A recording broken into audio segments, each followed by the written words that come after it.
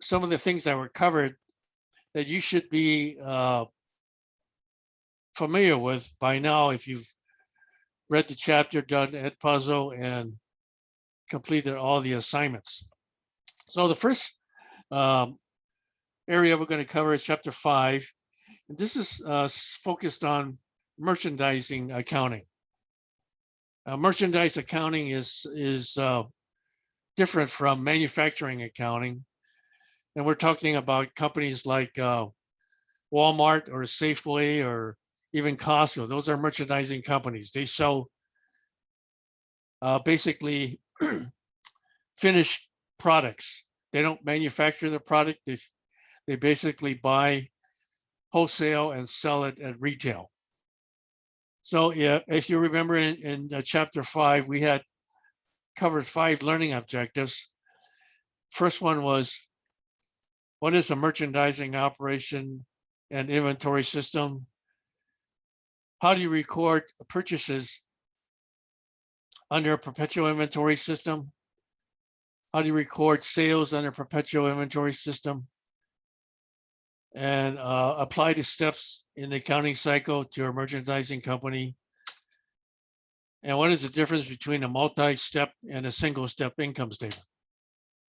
So as I just mentioned, merchandising operation is any company that buys wholesale from a manufacturer or producer and sells it retail to end customers. So the income measurement process basically starts off with sales. And it's the same whether it's a service company or a merchandising company. And you subtract out cost of goods sold, which is only applies to merchandising, because we're talking about selling of inventory. That will equal your gross profit. And from the gross profit, you take out your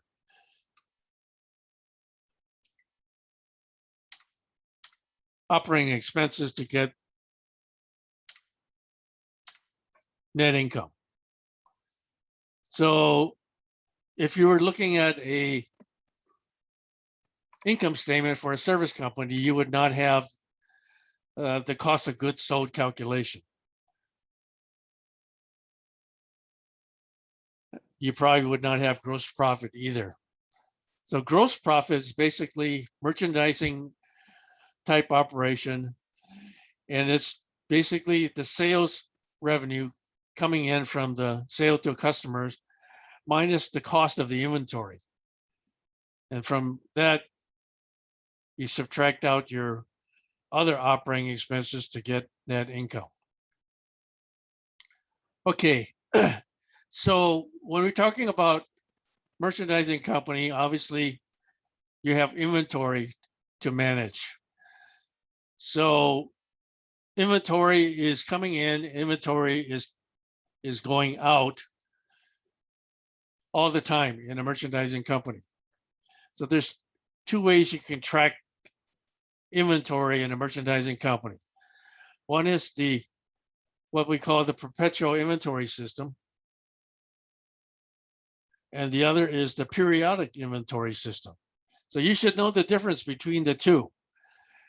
The perpetual system basically tracks what is coming into the warehouse and what is leaving the warehouse or being sold to customers continuously. So that involves a lot of bookkeeping, as you can imagine. Of course, with the computerization of inventory management system, this is pretty easy to do now. A periodic inventory system doesn't track anything. It's not tracked at all. So how does it get determined what is sold and what is left in the warehouse? So as you recall, a periodic inventory system basically requires that you charge all of your inventory to an account called purchases instead of inventory on the balance sheet. It's charged to an account called purchases, which is an income statement account. And then at the end of the month or the accounting cycle, you have to take a physical inventory. You have to go in and count whatever you haven't sold and subtract that from your beginning inventory plus purchases to get your cost of goods sold. So again, perpetual means continuous tracking of merchandise, inventory, and cost of goods sold. So this basically entails that every time merchandise is purchased, it goes to the inventory account on the balance sheet as a debit and either a credit to cash or accounts payable. And remember,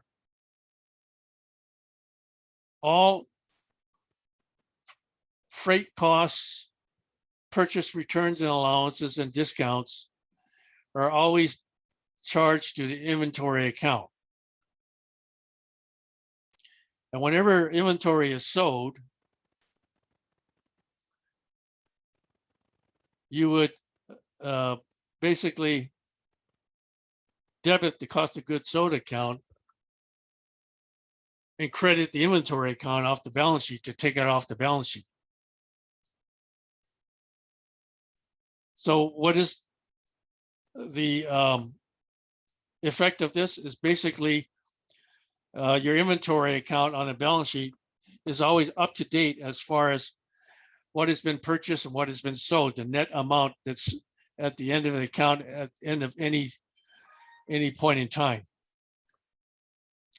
And as I said earlier, this was very difficult before we had computerization, especially companies like Walmart or Costco, which handles hundreds, if not thousands, of different items. To track all of that without the use of computers would be very difficult, or if impossible. And then, of course, at the end of the accounting cycle, even if you're using the perpetual inventory system, you want to do a physical count of what's in the warehouse, store shelves, or wherever, on consignment, in transit. You want to count everything you have that you haven't sold and compare it to the balance in the inventory account to make sure that it's the same number.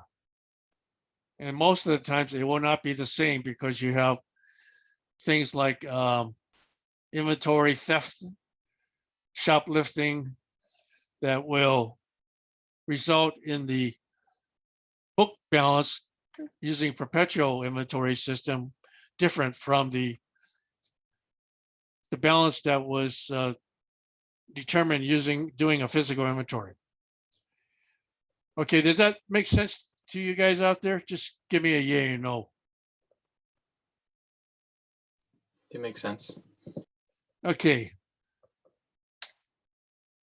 Now the periodic system, as I mentioned, doesn't do any of that. And instead, inventory balance and cost of goods sold is always determined at the end of each accounting period.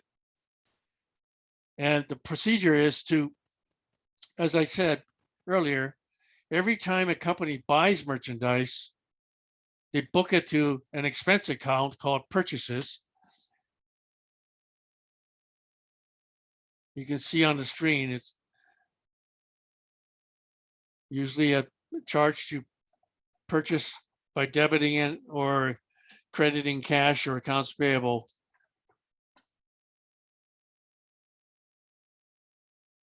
And then I'm showing that I'm not sure why I have that inventory 25. Okay, let's put that aside for a second. So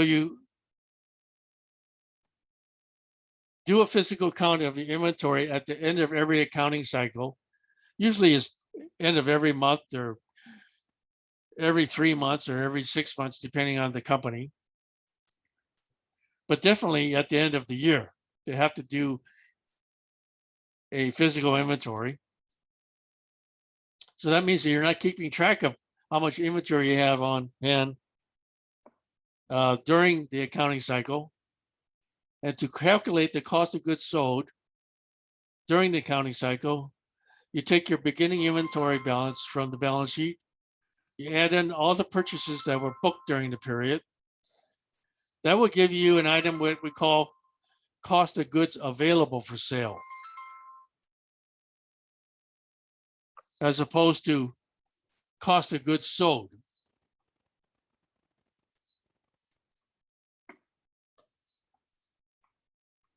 And then you do your physical count at the end of the accounting cycle, and that equals your cost of goods sold. Okay, so you can see that that is a much simpler method than the perpetual inventory system.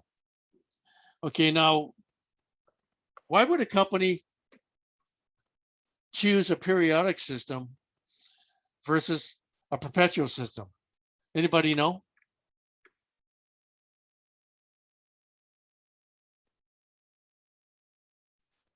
Well, basically, if you're a small company and you have a few inventory items, like let's say you're an exotic car dealership, and maybe you have 10 cars in your showroom, in your warehouse at any given point in time, and you buy, a few, maybe 10 cars during a year because you're selling very expensive items. So the volume of transactions is very low. You can do this with the periodic inventory system, no problem.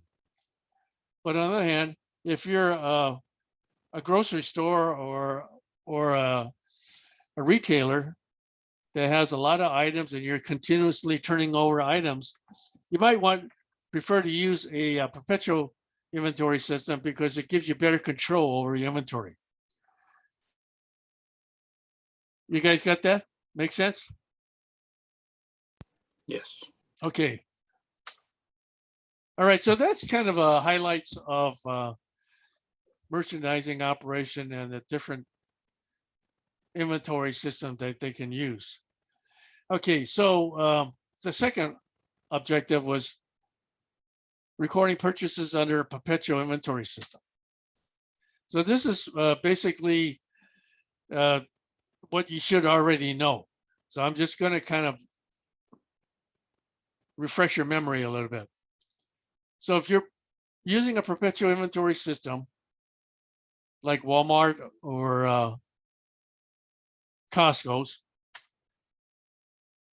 basically what you do is you book your purchases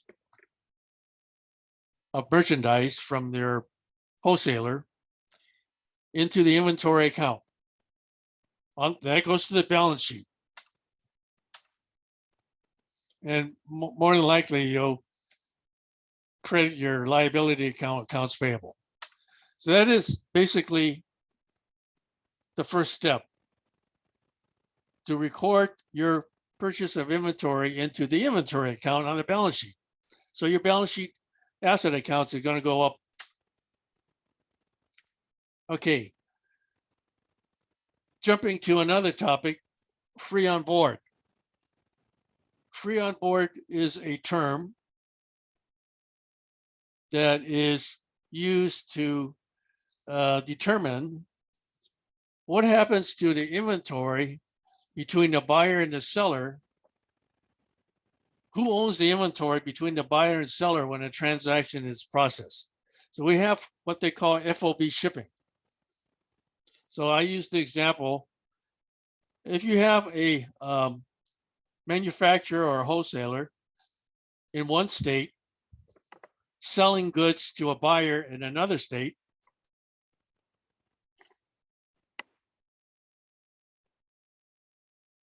let's say in Illinois,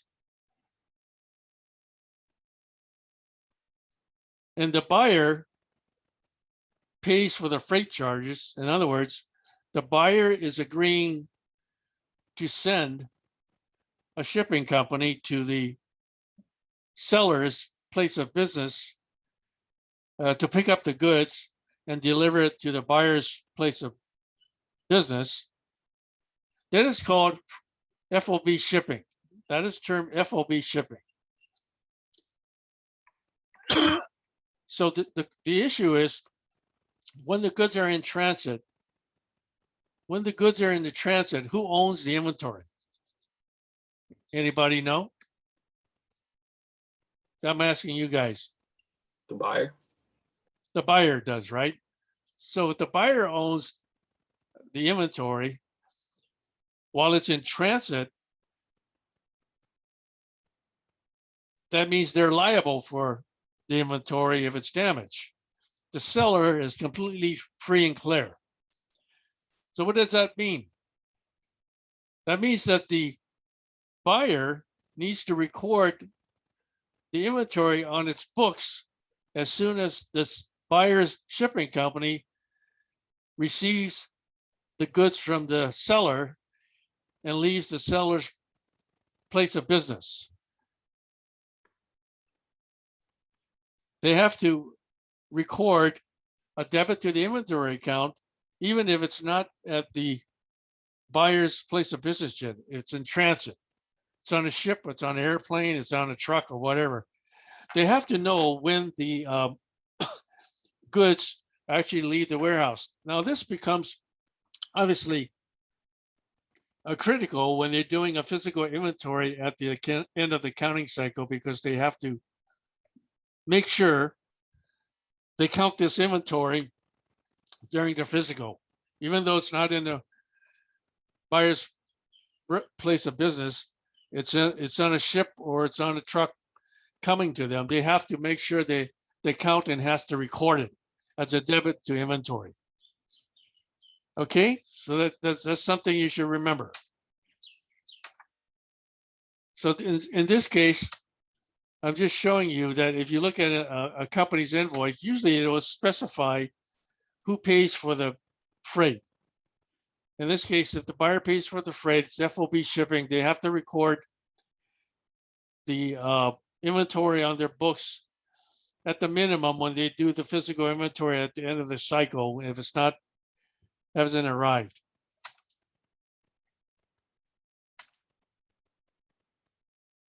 So if there's shipping costs involved, or in this case, this is the entry that the buyer would put into their books if they purchase the inventory FOB shipping. And if it's in transit, they got to make this entry at the end of the accounting period when they do the physical inventory anyway. So more than likely, they would make this entry once they get word that the shipping company has picked up the goods from the seller's place of business, once it's confirmed. Okay, the other term is FOB shipping point. Oh, okay, I'm sorry. FOB shipping point is when the buyer pays for the freight, as we discussed.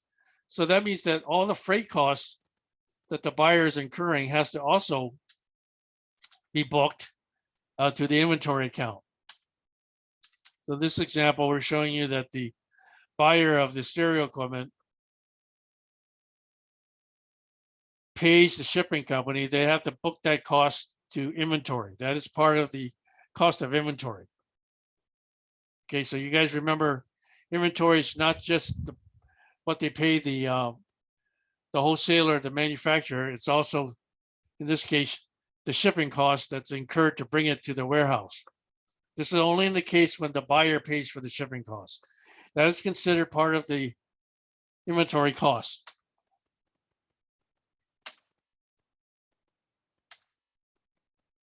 Okay, so the other shipping term is FOB free on board or free on board destination. Instead of FOB shipping, it's FOB destination. This is the situation where the ownership of the goods transfers to the buyer only when the goods reach the buyer's place of business, which implies that the seller is paying for the shipping. So the seller owns the goods during transit.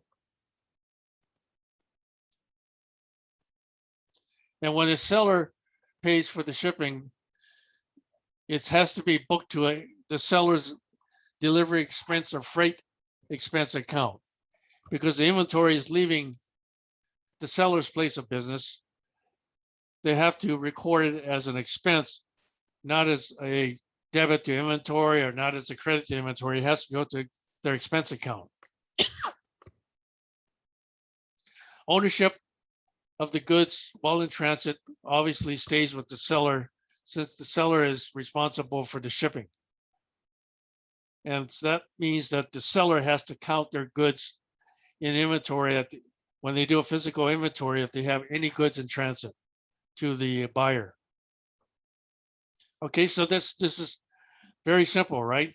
Seller pays the freight charges, ships it to the buyer's place of business. They charge their freight cost expense. Title only transfers to the buyer upon receipt of the goods by the buyer or upon delivery of the goods to the seller's place of business. So whose inventory does the merchandise belong to while in transit? Who's liable for damages while in transit? Obviously, in this case, it's the seller. Okay, so how does they determine whether they're going to use FOB destination or FOB shipping? That's between the buyer and the seller. So in this case, you have freight paid by the seller. In this case,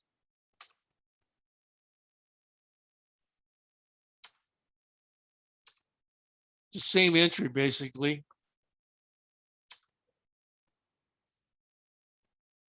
By the buyer, but it only occurs when they receive the goods.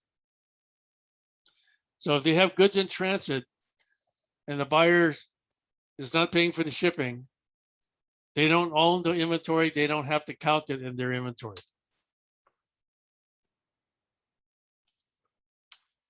So in the case of the seller, when they use the term FOB destination, they would just book their freight costs to a freight expense account on their books. The buyer doesn't have any entry to book the inventory for freight costs. So it's an operating expense on the books of the seller, freight costs. Okay, then we covered purchase returns and allowances. You guys know that that's just a situation where goods are returned to the seller. Between the buyer and the seller agrees to accept returns, and returns can be handled one of two ways. It can be considered a purchase return or a purchase allowance. A purchase return is basically the seller takes back the goods and gives credit back to the buyer for the value of the goods. A purchase allowance means that something is wrong with the merchandise, and the seller and the buyer agree that the buyer will keep the merchandise and the seller will give them a discount off the original purchase price. Maybe there's something slightly wrong with the merchandise and the seller doesn't want it back, and the buyer can do something with it, and they agree on a big discounted price. So purchase discounts, as you remember, let me go back. So that's purchase returns and allowance. Now we're going to jump to purchase discounts. Purchase discounts is basically an incentive on the part of the given to the buyer from the seller to pay me early. If you pay me early, I'll give you a discount off the original price. This is quite common because it saves money for the buyer, and it means that the seller collects their money faster. So you would normally see on an invoice, if there's a purchase discount offered, it would be specified like 210 net 30. Of course, you guys know that 2 is the percentage, 10 is the number of days you get the discount, in this case 2%, if you pay me within 10 days of the invoice.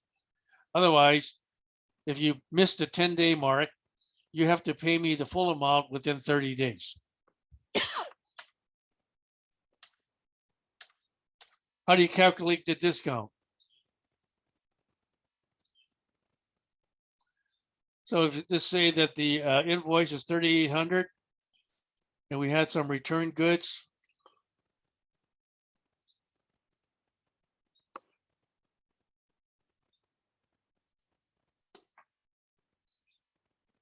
Net amount was 3,500. Terms 210 net 30.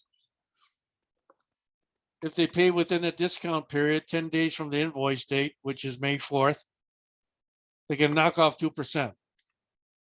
Or in this case, $70 that they pay by the 14th.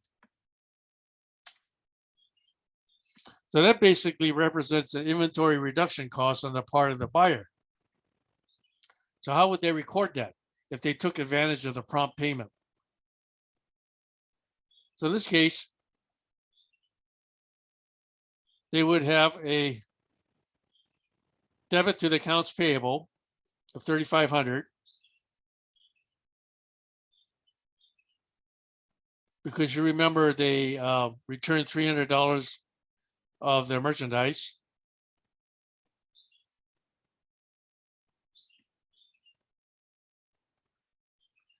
And then they would credit their inventory account by the amount of the discount because they paid within the 10-day period. And then they would credit the amount of cash they would have to put out to pay off the bill.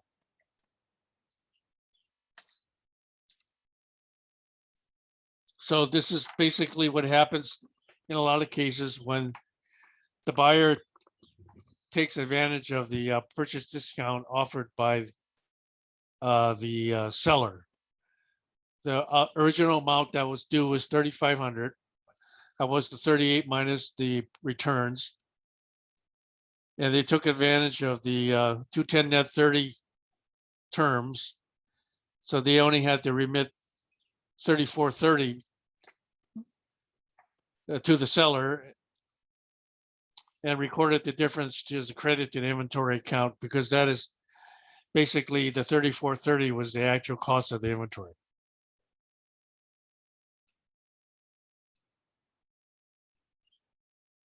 So what happens if they don't take the discount?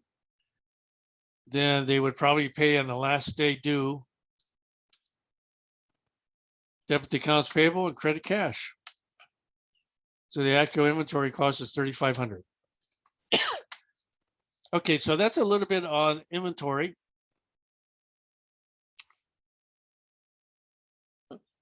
When the purchase is made. Now, what about sales from the seller's standpoint?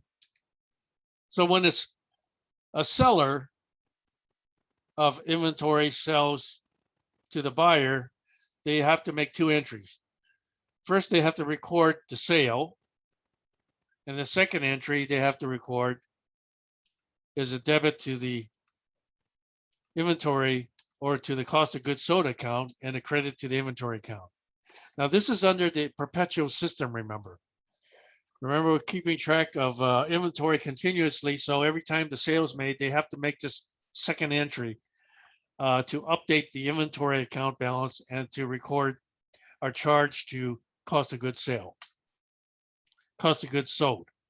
So using the previous example, basically you would record the sale, debit the receivable, credit to sales on the seller's books. and a debit the cost of goods sold and a credit to inventory on their books as well. So I'll give you a quick problem example. Holland buys merchandise on account from Gordon. The selling of the goods, 780. Cost of the goods is 520. Both companies use perpetual inventories system. Journalize the books of both companies. So let's take Holland, who's the buyer of the goods.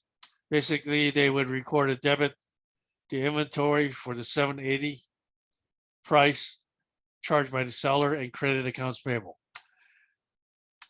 On the other side, the seller's books, they would record a debit to receivable of 780 and a credit to sales. And they'll have to make a second entry to debit cost of goods sold and credit merchandise inventory.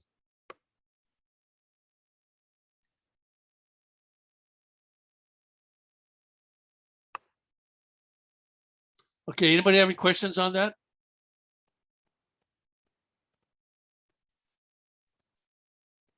No? Okay. This is all basically just a refresher of what you should already know, yes? You know that, right? Give me a yes or no. Yes. Okay. Or a thumbs up. All right, next. Apply the steps in the accounting cycle to a merchandising company. So in this case, you remember from chapter 1 through 4, what the accounting cycle steps were. And you remember that when we got to the end of the accounting cycle, we have to do closing entries. We have to close out the revenue. We have to close out all the expense accounts and transfer it to the balance sheet in the equity side of the balance sheet. And we start with zero balance in the revenue account and zero balance in expense accounts going into the next accounting cycle. So everything is the same for a merchandising company, except the closing entry. So we have to do one additional adjustment when we're dealing with merchandise accounting versus a service company. The service company doesn't have any merchandise, therefore no inventory. We have to make an adjusting entry to true up the balance in the merchandising inventory account and cost of goods sold account after we do a physical inventory. We have to remember, we have to do a physical inventory. We have to count everything and compare it to the book balance. And then we have to make an adjusting entry to bring the book balance to agree with the physical inventory balance count. So in the closing entry process, we covered in chapters 1 through 4, we always transfer sales to income summary and transfer expenses to income summary. The only difference in the closing entries for merchandising companies is you will have to close out these accounts, the sales return allowance, sales discount, and cost of goods sold account, because they are considered income statement accounts. All the other accounts would be closed out as well. And you can see there's a freight out account that you would close out.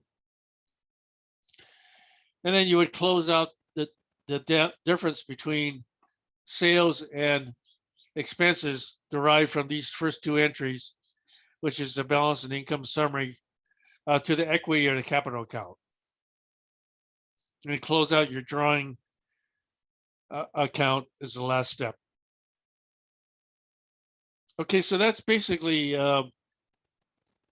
item 4, and then item 5 is, what is the difference between a multi-step and a single-step income statement? Okay, here's a multi-step format of an income statement. And notice that we have revenues broken out between gross sales and net sales. Gross sales is before sales returns and allowances and sales discounts. And net sales is after sales returns and sales discounts. And so if you're a, excuse me, merchandising company and your management, you want to track, okay, well, how much did we actually sell on a gross basis and how much was on a net basis? And you would want to know, why do we have a difference between gross and net? And obviously it's the difference between, it's due to sales returns and allowances and sales discounts. So management is always interested in, are we giving away too much in discounts? So they want to make sure that the discounts is reasonable, and they want to make sure that the returns and allowances are not going out of control. So this is a kind of a way for management to see if there's problems with the quality of the merchandise they're selling, if there's an unusually high amount of returns and allowances. Okay, so that's the first breakdown in a multi-step income statement. Then we have a thing called gross profit. Gross profit is just the difference between the net sales, you calculate it, minus your cost of goods sold, which is the cost of inventory plus freight and other related expenses associated with inventory, to give you the gross profit. Now, this is very important, number 2 for a merchandising company, because they have to make sure that their markup on their merchandise is sufficient to bring in enough gross profit to cover all of their operating expenses, their fixed expenses, which would leave them fixed expenses like salary, utilities, insurance, etc., which would leave them income from operations. So for management, they need to make sure that the amount of gross profit every sale of merchandise is bringing in is sufficiently high to give them enough money to pay for all of their operating expenses. So after you subtract out operating expenses, you get your income from operations. Now, of course, after income from operations, you would have some other items like non-operating expenses, gains or losses on disposal of assets that we haven't covered yet, but to get your net income. But this is basically the key items on a multi-step income statement. Single step statement is very simple. Revenues, one line item, or not one line item, but includes sales, net sales, gross sales minus returns and allowances, sales, discounts, interest, revenue, and gain on sale of equipment combined to give you total revenues, and then you subtract out all your expenses. Cost of goods sold, operating expenses, interest expense, etc. Give your total expenses. So we don't bother to calculate gross profit to get your net income.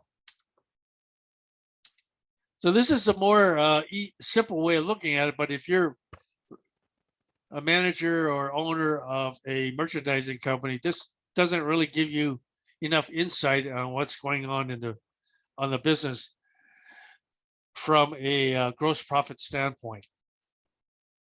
Okay, so that's kind of a highlights of chapter 5.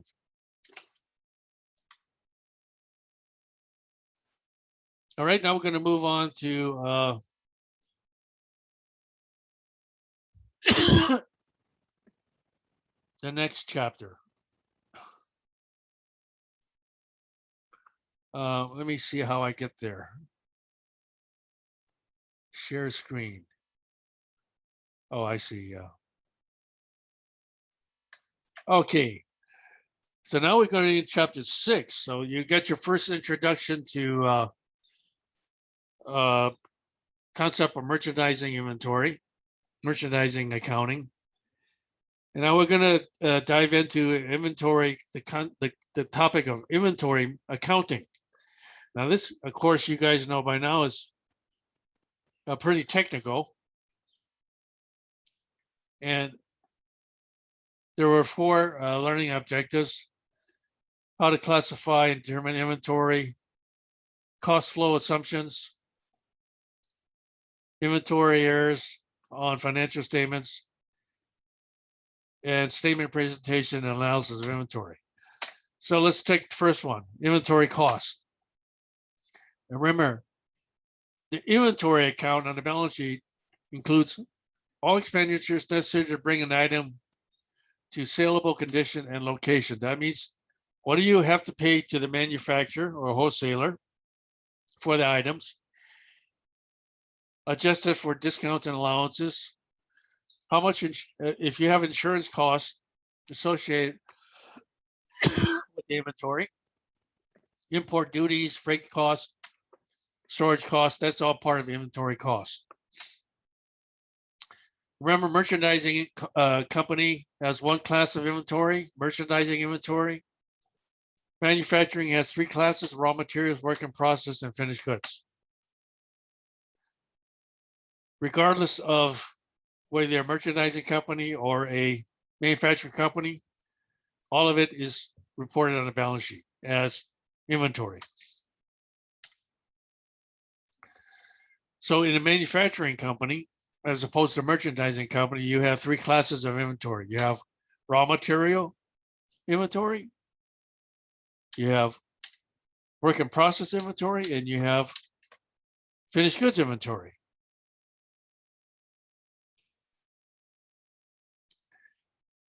Whereas a merchandising company only has 1 class of inventory,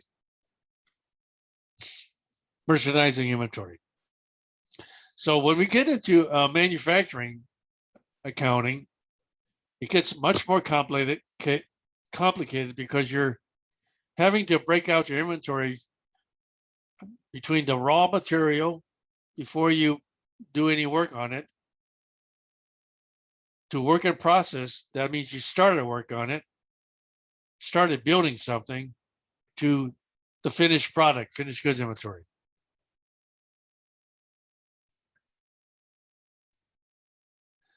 Determining inventory items. Okay, merchandising inventory includes all goods that a company owns and holds for sale, regardless of where the goods are located when the inventory is counted. Now, of course, we clarified that earlier by saying that depends on its FOB shipping or FOB destination. So you have to pay special attention to goods in transit. That will be a function of the shipping terms, goods on consignment, and if there are goods damaged or obsolete. And as we covered before, you know, whether it's FOB shipping or FOB destination will determine ownership of the goods. All right, number 2, cost flow assumption. This is where we talked about FIFO, LIFO, and weighted average cost. So you should understand and know how to compute inventory using our perpetual inventory system,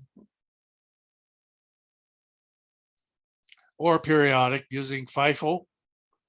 First in, first out means that the flow of inventory for costing purposes assumes that the costs flow in the order incurred.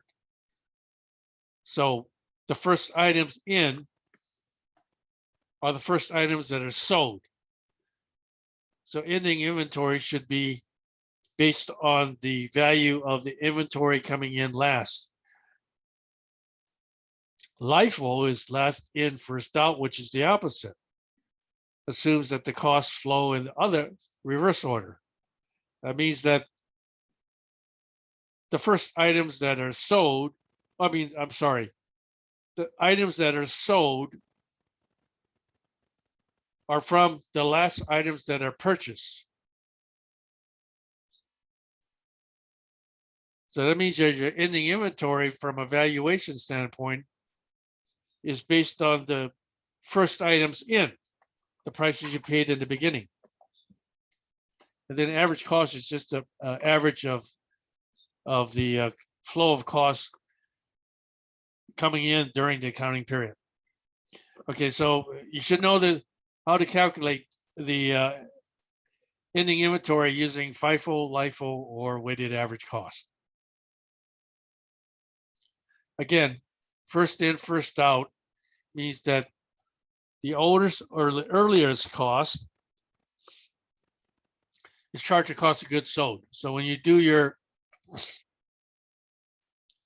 debit to cost of goods sold, it's assuming that you're taking out the earliest inventory and using the earliest prices instead of the latest prices. Now, this isn't an issue if the prices never change. But as we know, prices always change.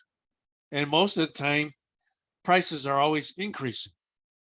As you probably experiencing now, we have inflation going on in our country, especially for perishable items like meat products or fuel like gasoline. Everything is going up now. So it's very important that when you're using FIFO, that you record the charge to your cost of goods sold account, assuming that the prices you paid for the items that are being sold are based on what was paid earlier than what was paid later. And so that means that the latest prices that you have, that means that your ending inventory is based on the latest goods that you purchase. So that would be what you would value ending inventory at. Okay, if you have any need to stop me, just say something or flag me, okay? LIFO, last in, first out, is the exact opposite. That means that the most recent cost gets charged the cost of goods sold. That doesn't matter whether or not the goods that you're selling come from the earliest shipments.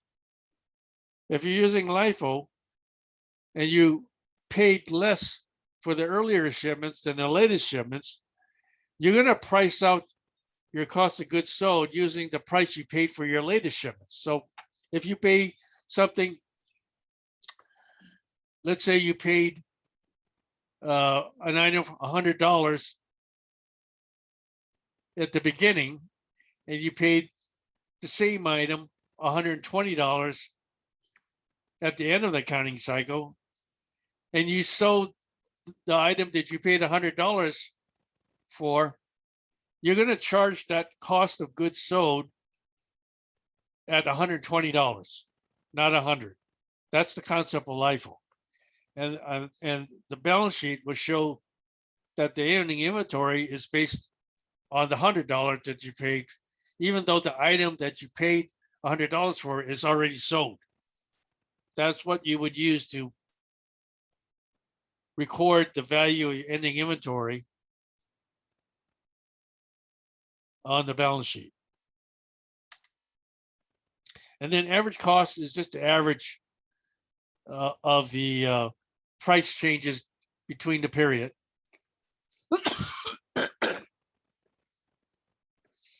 So this kind of evens out the difference in prices you're paying for the same items during an accounting period. And to compute the weighted average, you take your cost of goods available for sale and you divide it by the units on hand on the date of sale. That would give you your weighted average. Okay, so why do we have these different methods of inventory? Anybody know?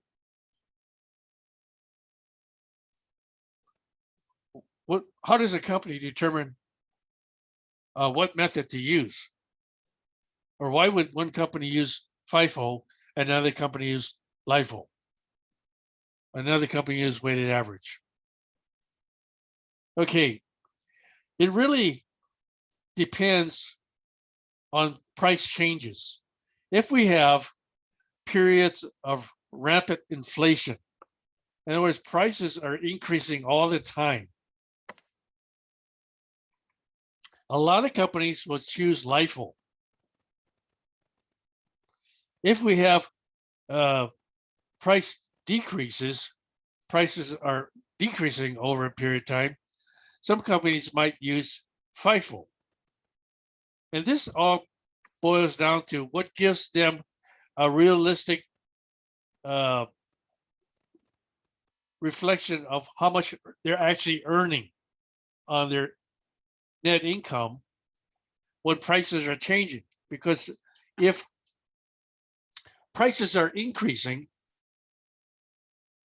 like they are now and the company uses FIFO, what that will tend to do, it will inflate their net income because it will not reflect the purchasing power of their net income for replacing inventory at the inflated prices. Whereas if they switch to LIFO, the net income will be reduced during periods of rising prices, which will better reflect the cost of replacing inventory at the higher prices. So what that does means is that it shows that net income has been adjusted for higher prices in the current period. So that's kind of the concept between the difference between FIFO and LIFO. LIFO became very popular back in the 1970s and 1980s when we had very high rates of inflation. And over the last decade or so, we have not had much inflation. So it really doesn't matter if you use FIFO or LIFO. Okay, so if you use the weighted average, it will smooth average everything else. If you use the first in, first out, that means that your ending inventory will approximate replacement cost, but your cost of goods sold will be reported at the cheaper prices you paid earlier in the accounting period, which will tend to overstate your net income, and LIFO will give you a better matching of your cost of goods sold to the cost of current price of merchandise, but will tend to understate your inventory value. Okay, now that's kind of, in a quick and dirty way, an explanation of why we have these three different methods. Okay, then we have the lower cost of market rule. As you remember, you have to also adjust your inventory balance for what we call the lower of cost or market, or LCM. In other words, that the value of the inventory on the market is less than the value of the inventory you calculate on your books, because market conditions have changed. This applies to things like fashion clothing, or things that are in trend now but get out of trend real quickly, and then they have to discount the items to be able to sell it. So that means that even if you calculate your inventory using FIFO, LIFO, or weighted average, the actual value on the market might be lower than your calculation, you have to mark it down. We call that a write down.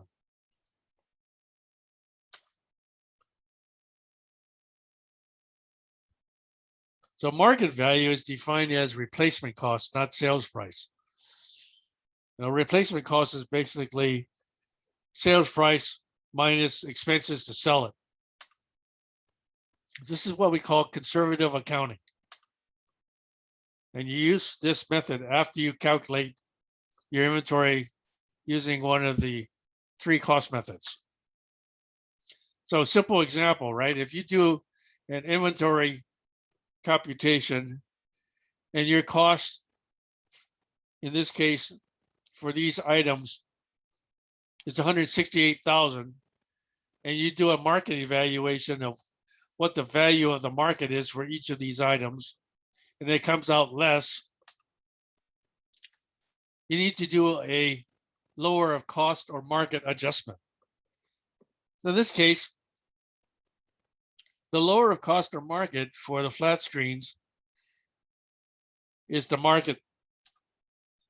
For the satellite radios is the cost calculation. For the DVD, it's the market calculation. The DVDs, the market, and you calculate the revised value using the lower cost or market. It comes out to 159,000 compared to 168 cost, and market is 166. You have to make an accounting adjustment to take your 168,000 book balance and bring it down to 59,000, which is a difference of 9,000. You got to do an inventory write down, debit loss, expense account 9,000, and credit inventory 9,000. That'll bring your inventory account balance on the balance sheet of 159, which is the lower cost balance. Okay, so that's a lower cost or market rule. Okay, number 3, effects of inventories on financial statements. As you know, when you're dealing with inventory, it's very easy to make an error in the inventory count or the accounting records or whatever. So I'm just pointing out to you that if you have a mistake in the inventory balance on the books, the error will reverse out in the second year. So the first year you find there's an error, the second year it will self-correct itself on the books. How is that possible? So here's a simple example, right? So this is the calculation of net income, and you had the ending inventory balance here calculated out of 12,000. And let's suppose it should have been 15,000. There was an error of $3,000 on the books. The result of that error is that your net income was erroneously reported at 22,000 when it should have been 25,000 because it understated your ending inventory, which made your cost of goods sold higher than what it should be. It should have been 45, but it was recorded as 48. Okay, so next year, if the error isn't caught,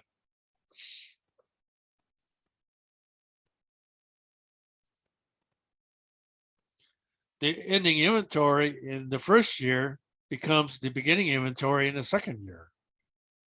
So you have an error in the beginning inventory. And let's suppose that the correct balance should have been 15,000. So when you have an error in the beginning inventory, it results in your cost of goods sold in the second year being understated by 3,000 from what it should have been, 60,000. So this means that the net income in the second year is reported at 13 when it should have been reported at 10. That's 3,000 overstated. So these two calculations cancel out each other at the end of the second year. So when you combine the 2 years net income, it's come out to 35,000, whether it's the incorrect amount used or whether it's the correct amount used. So it's only showing you that this is what happens when you have inventory errors in your booking. Okay, so that's a little bit about that. Number 4, statement presentation. Okay, make sure you understand what your inventory turnover means. It just measures the number of times the average, on average, inventory is sold during the period. And it's a simple calculation. Take your cost of goods sold divided by your average inventory. And then the other measurement is days in inventory. And it measures on average how many days your inventory is sitting in your warehouse or sitting in your store. So the more days it's sitting in your warehouse, then the longer it takes to sell your item.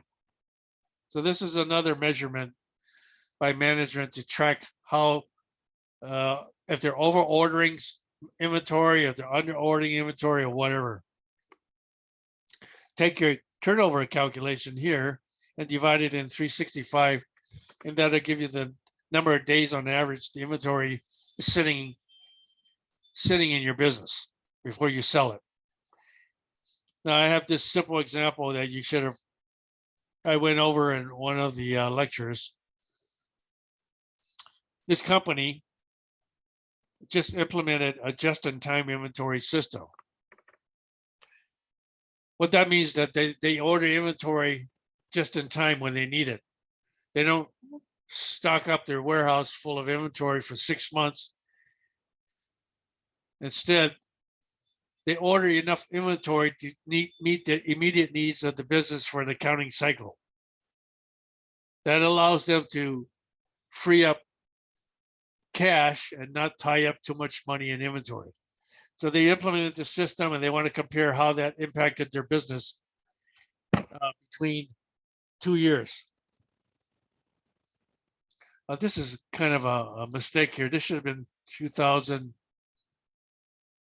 This should have been 2012. Or 2009 and 2010 here. Anyway, so turnover. Cost of goods sold divided by average inventory. Days in inventory, 365 divided by inventory turnover. How do you calculate turnover? Take your cost of goods sold divided by your average inventory. You take these beginning and ending inventory divided by 2.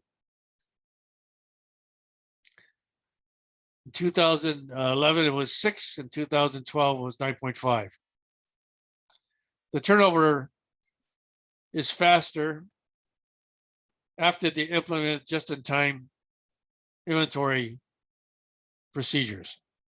Days in inventory, 2011 was 60 days, 61 days. 2012 was 38 days. So it's sitting in the warehouse less days before they implemented just-in-time inventory accounting. So this indicates the inventory is moving more rapidly than before, which means that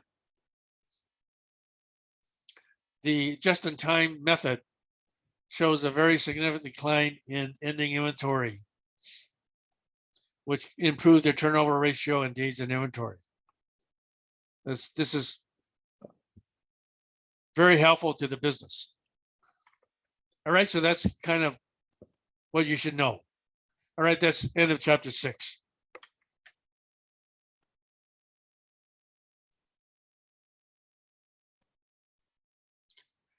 All right, chapter 14, manage your accounting. So just to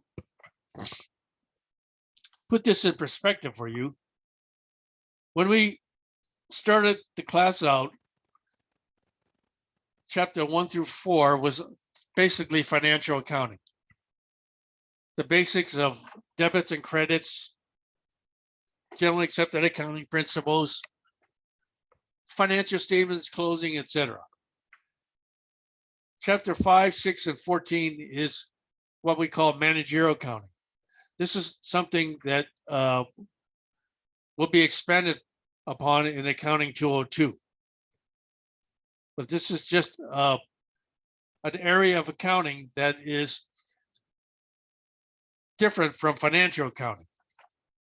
The rest of this course, after we get through chapter 14, is going to go back to financial accounting. But we wanted to give you kind of an introduction to managerial accounting so that you can understand that managerial accounting, that accounting is both two areas, financial and managerial. So there's two avenues you can select if you're majoring in accounting. You can go financial accounting or you can go managerial accounting. Okay, so in this chapter, we talked about what is managerial accounting. Number 2, we dive a little bit into manufacturing costing and product and period cost differences. Number 3 is how to compute cost of goods manufactured, financial statements for manufacturer, and then 4 was just what's current trends in managerial accounting. Okay, so remember, management functions in a company. If you're working in a company, you're going to be in your management, you're going to be responsible for either planning, directing, or controlling. The planning process is listed here. Basically, maximizing short-term profit and market share if you're a corporation. And now environmental protection and social programs is important and adding value to the business. Directing is basically working and supervising employees to do the work. And controlling is to make sure that if you get off track, you get back on track. So that is the role of managers and supervisors. Okay, so you should be familiar with that concept. Okay, classes of manufacturing costs and differences in product and period costs. As you remember, a manufacturer, as opposed to a merchandising company, has 3 major categories of cost. A manufacturing company converts raw materials into finished goods. And so there are 3 groups of costs that you have to be familiar with. First one is direct materials. Second one is direct labor. And lastly, there's manufacturing overhead. So you have to know that materials can be classified as raw, unfinished state, needs to be worked on. In my example, take trees that are cut down to make furniture or to make houses or whatever. When the tree is cut down and before it's milled, it's considered a raw material. Direct materials, on the other hand, is materials that can be physically and directly associated with the finished product during the manufacturing process, such as wood beams used to build a house. So we take these trees that are raw and we put it through the manufacturing process and convert them into beams that are used to build a house, at this point, they become direct materials. Because when you build a house, you're going to take these beams and they're going to be counted into the cost of building the house.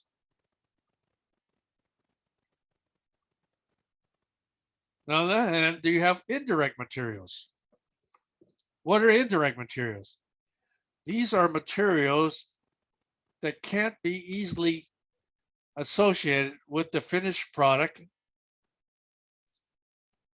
From an accounting standpoint, very difficult to keep track individually of these type items used to build a finished product, such as nails. You're building a house, you're going to use thousands of nails. Well, nobody keeps track of every nail that goes into building a house, or glue, or nuts and bolts. This is what we call indirect materials because the value is insignificant and it cannot be easily tracked from an accounting standpoint to the cost of the finished product. So it's either not physically part of the finished product or they are an insignificant part of the finished product in terms of cost. We call this overhead, manufacturing overhead. Okay, so that's materials. You should be familiar with those classifications. Then labor, we have the kind of the same concept. We have direct labor and we have indirect labor. So direct labor is basically the cost of labor that can be directly associated with converting raw materials into finished goods, such as carpenters or assembly line workers, like the guy taking the wood beams and taking the raw timber and making wood beams. That is considered direct. Supervisor, on the other hand, is considered indirect because you can't relate his salary or his wages to the finished product.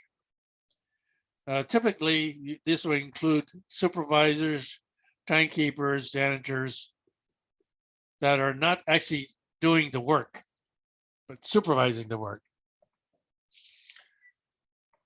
All right, so then we get to manufacturing overhead. These are things that you can't directly associate with direct materials or direct labor. We call that manufacturing overhead. All right, so make sure you understand the difference between the different classes of materials and direct labor, and then there's manufacturing overhead. Product costs. Okay, as you know, the definition of product costs includes all costs associated with making the product, including direct materials, direct labor, and overhead. These costs are part of the inventory account. They're not an expense. They're recorded to inventory, and then they get transferred to cost of goods sold. Period costs, on the other hand, are always charged to expense when incurred. It's not considered manufacturing related, and it's always deducted from the revenue in the periods incurred. Mainly selling and administrative expenses, such as marketing, accounting, human resources. These are selling and administrative expenses. They're not associated with making the product. So all costs in a company can be divided into product costs, manufacturing related, or period costs, non-manufacturing related. All right, so that's kind of the difference between product and period costs. All right, third item. How do you compute cost of goods manufactured? What does a financial statement for a manufacturer look like? Income statement for a manufacturer is the same as a merchandising company, except in how you compute cost of goods sold. Excuse me. Cost of goods sold, COGS. So look at a merchandise company. Usually you have beginning merchandise inventory, add to that cost of goods purchased, subtract from that ending merchandise inventory. That will give you your cost of goods sold. In a manufacturing company, you would start with beginning finished goods inventory. Remember, we have raw materials inventory, we have work in process inventory, and we have finished goods inventory. To determine cost of goods sold, you have to take the beginning finished goods inventory and add in cost of goods manufactured during the period and subtract out ending finished goods inventory to get cost of goods sold. Now, this is the complicated part right here, cost of goods manufactured. Now, if you look at the income statement between these manufacturing and merchandising, partial income statement and how cost of goods sold is calculated. Again, you take the beginning inventory for merchandise, add in cost of goods purchased. That gives you cost of goods available for sale, and take out your ending inventory calculation, give you cost of goods sold. Now, if you go to manufacturing, cost of goods sold is basically you start with finished goods inventory. Notice this merchandising inventory. For a merchandising company and for manufacturing companies, finished goods inventory. Then you have to add into that cost of goods manufactured. Now, where does that number come from? Now, cost of goods purchased it just comes right off the general ledger. But let's go to cost of manufacture, goods manufactured. Example, cost of goods manufactured starts off with work in process beginning inventory. Add in your direct materials purchase, which includes raw materials inventory beginning, raw materials purchased, raw materials available for use, take out your ending raw materials to get your raw materials used, because the direct materials used. Direct labor is given from the general ledger. And then you have to pull up your manufacturing overhead to get your total manufacturing costs. And then that will give you cost of work in process,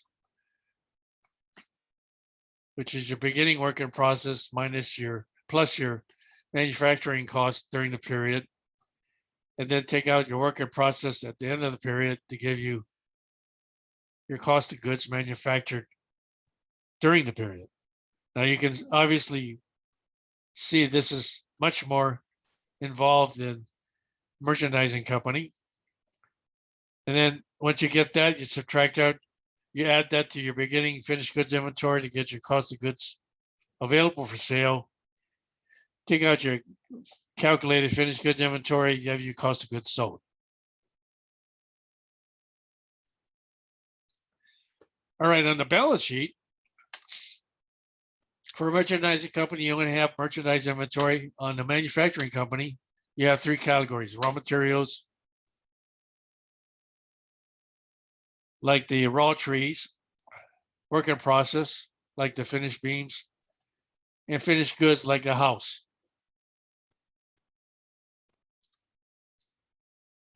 Okay, so this is how it would look on a balance sheet. And then the last topic in chapter 14, what is general trends in managerial accounting? Obviously, if you live in the United States, you know that we have lost most of our manufacturing to overseas countries like China and Vietnam and Japan and Korea. So our country is now primarily a service industry. Of course, we have General Motors and Tesla are still making things here, but by and large, most of the manufacturing of the products that we use come from foreign countries. So now we're left with service industry. Yeah. So most of our economy is now shifted with emphasis on providing services rather than goods. Services meaning, restaurants, legal firms, Wall Street, accounting firms, etc. Said over half of our workers are now employed by service companies. Okay, that's it. Chapter 14. That basically is all I wanted to kind of go through with you guys on this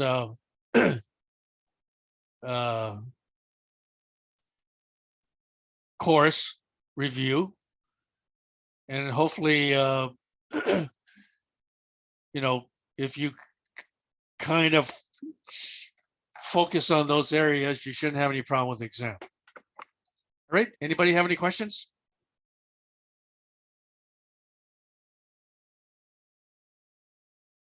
All right, if you don't have any questions, go ahead and check out. And don't forget, this week you also have chapter 7 to work on, homework assignments, while you're studying for the exam. Thank you. Okay,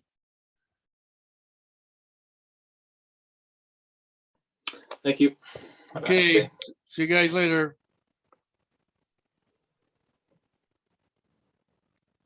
I see you, Jumar. You done? Oh, go ahead. What was the question? I just saw you pop up. Yeah, is there like a formula to follow for the first in and first out and the last in, first out one? Is The there a formula? FO. Yeah, because for some reason on the Wheelie Plus one, the assignments, I'm working on like this one formula, but it won't work. Well, maybe you can you can show me, or you can tell me which one it is. I can try pull it up now, but if it doesn't, I can also email it to you if anything. Yeah, why don't you do that? Email it to me, and then I'll respond back to you. Okay, thank you. Okay. So if you don't have any questions, you can go ahead and check out.